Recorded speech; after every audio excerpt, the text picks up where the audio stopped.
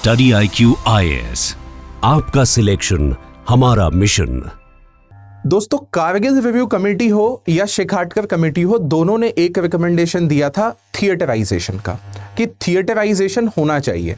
एक theatre command establish होनी चाहिए जहां पे तीनों जो फोर्सेस हैं, एयरफोर्स, आर्मी एंड नेवी, उनके तीनों के लोग मिलकर के साथ में काम करेंगे instead of having separate command.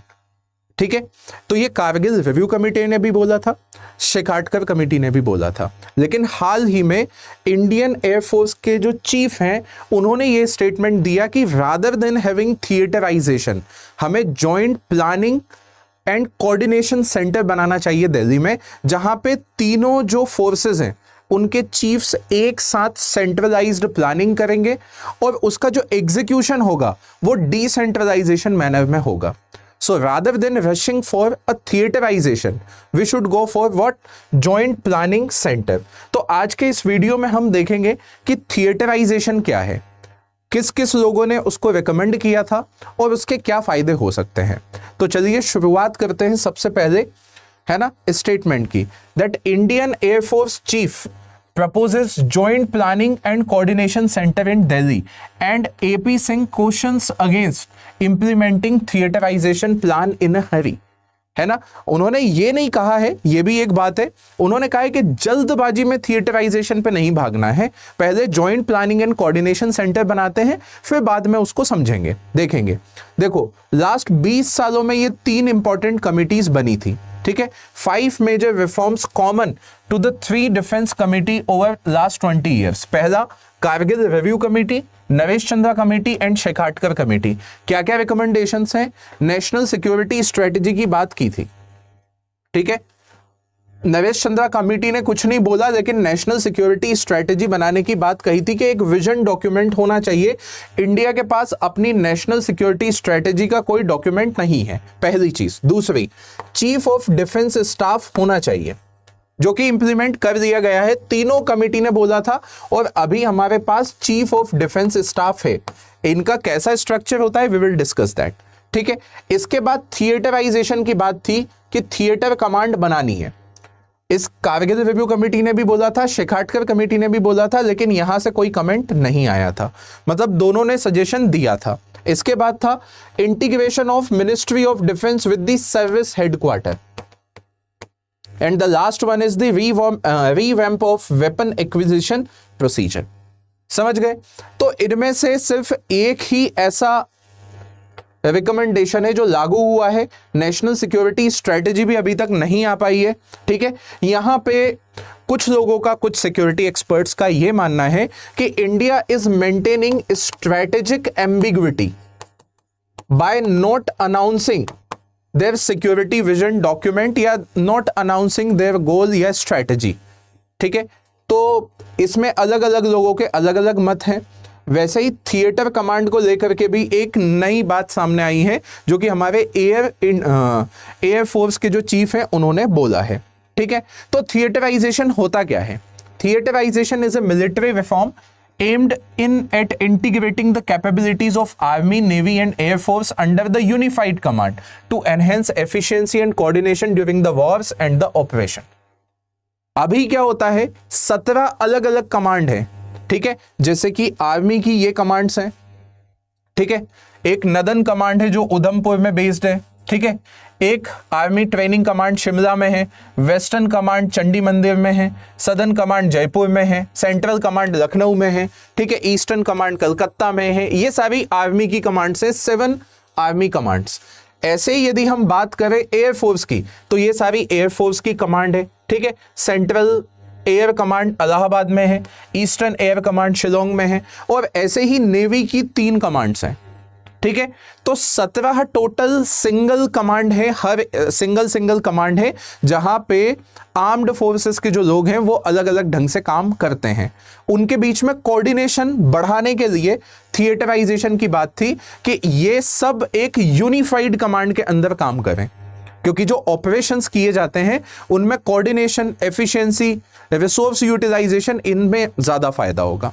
ठीक है, एक चीज। दूसरी चीज, इंस्टेड ऑफ ईच सर्विस, जैसे कि army, navy, air force operating independently within the separate command, theatrisation, okay, debates joint theatre command where, okay, units from all three services work together under the single commander, है ना। Example, western theatre command could handle threat along India's western border combining resources from all services in a coordinated response.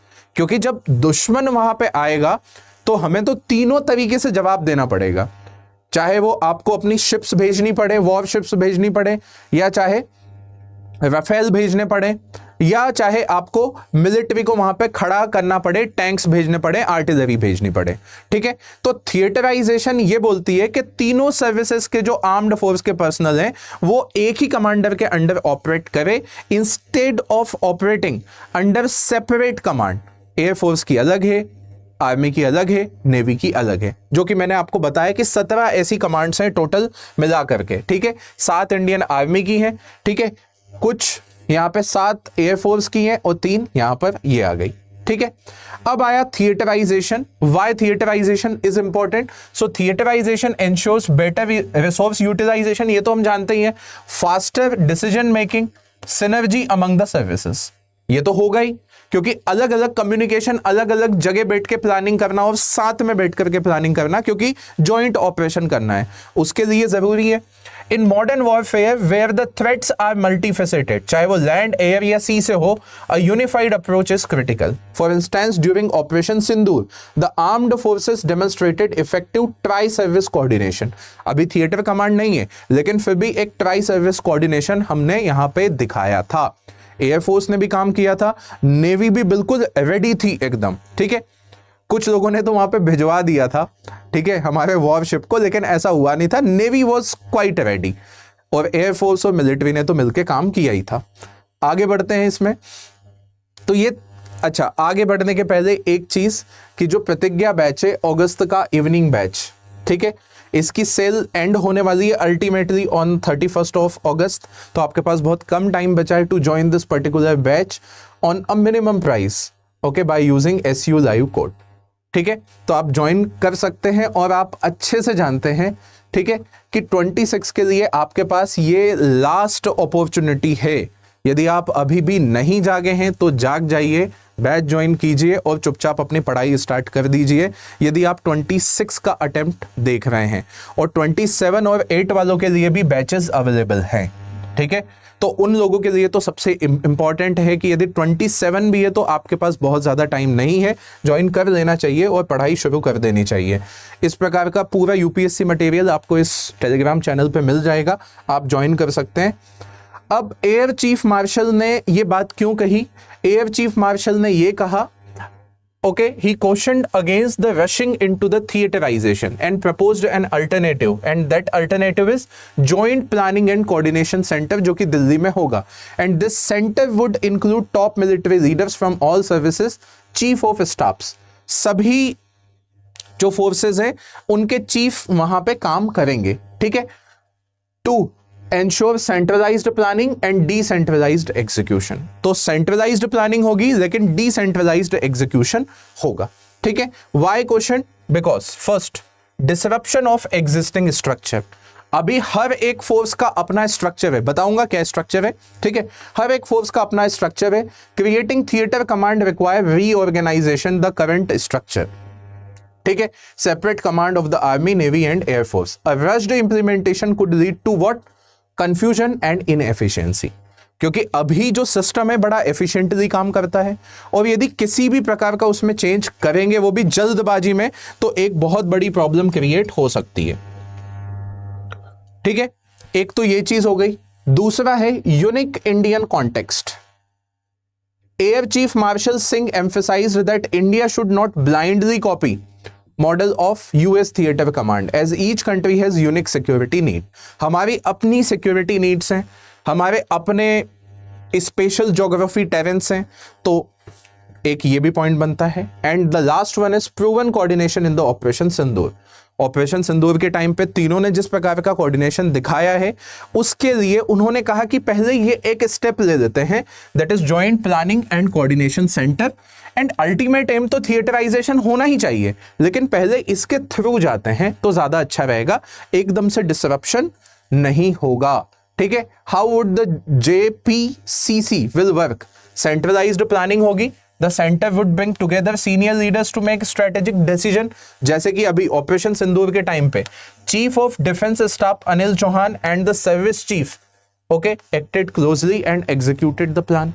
ठीक है, chief of defence staff क्या होता है बताऊंगा अभी। ठीक है, decentralised execution, field unit would implement these plans independently okay but in coordination allowing flexibility, and the last centre would be maintain constant communication with the political leadership to align military action with the national objective।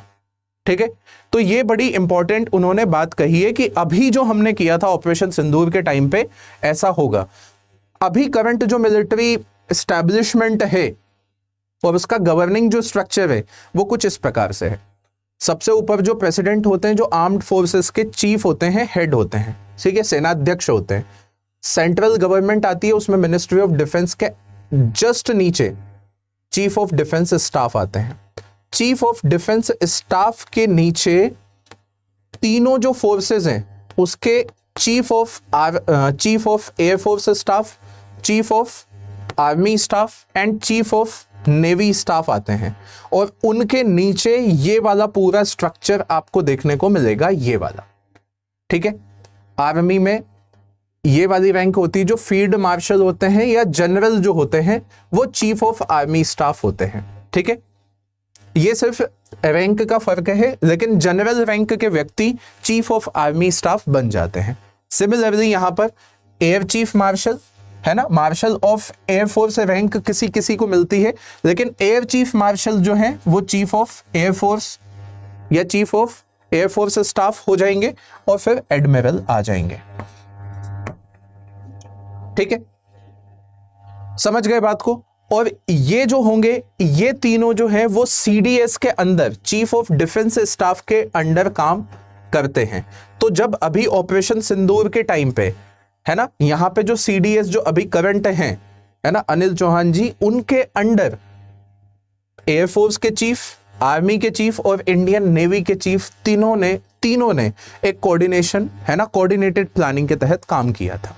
ठीक है, army की ये ranks जो हैं ये defence examinations के लिए important होती है। देख लो, चीफ ऑफ आर्मी स्टाफ ये पहले के हैं, chief of air staff and chief of naval staff, और ये डायरेक्ट अंडर होंगे किसके?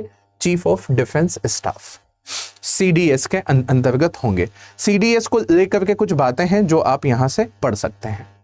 ठीक है, और ये कुछ फ्यूचर रिफॉर्म्स जो कि अभी और गवर्नमेंट ने किए हैं, और फिर भी बहुत सारे जो रिफॉर्म्स हैं जो कि शेखाटकर कमेटी ने या कारगिल रिव्यू कमेटी ने जो रिकमेंड किए थे उनको भी करना जरूरी है।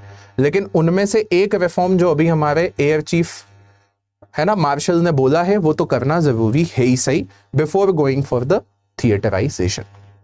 सो आई होप आपको ये वीडियो समझ में आया होगा। और क्योंकि कारगिल रिव्यू कमेटी हुई या फिर शेखाटकर कमेटी के रिकमेंडेशंस हुए, ये इंटरनल सिक्योरिटी वाले पेपर के लिए इंपॉर्टेंट होते हैं। Thank you so much. Study IQ IAS, आपका सिलेक्शन हमारा मिशन।